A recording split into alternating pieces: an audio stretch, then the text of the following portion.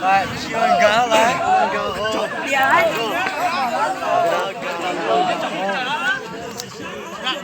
nòng nòng mũi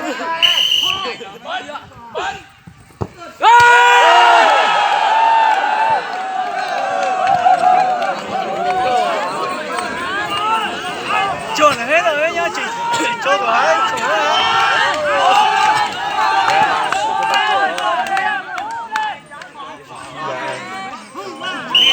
anh dây cố lên, anh dây cố lên. Mạnh nhá.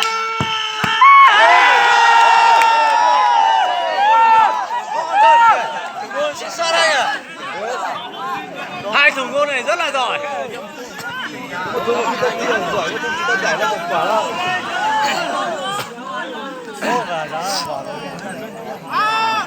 Chân trái nó con tỉ hết à. Đây rồi. Cố lên, cố lên.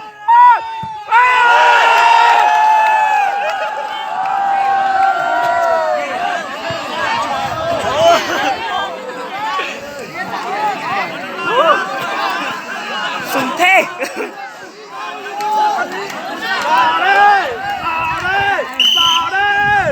Trước đi, trước đi.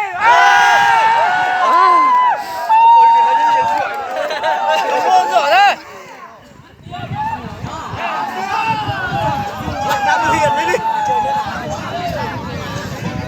Chọn từ thằng con đấy. Chỉ là chọn từ thằng con rồi.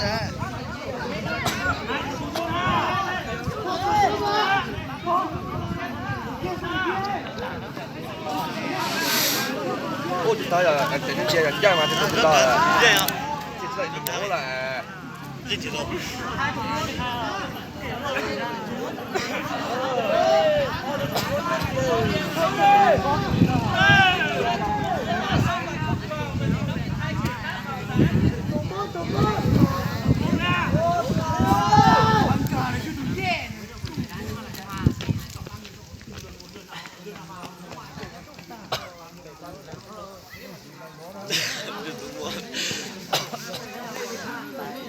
Chúng mình chơi nó trộn mà.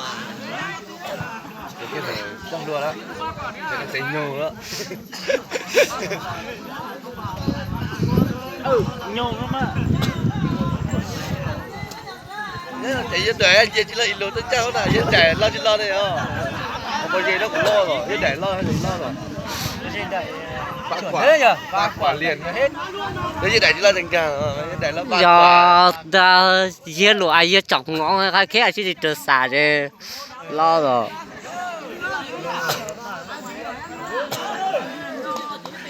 Ô rô cứu. Dân trẻ lo chứ lo đi vào dễ.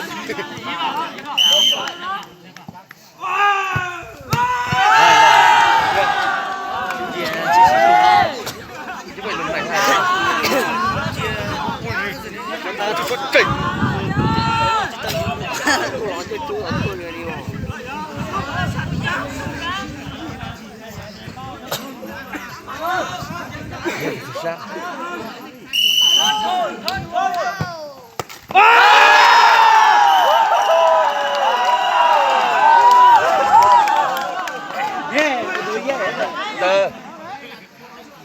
tẩy thôi đúng không?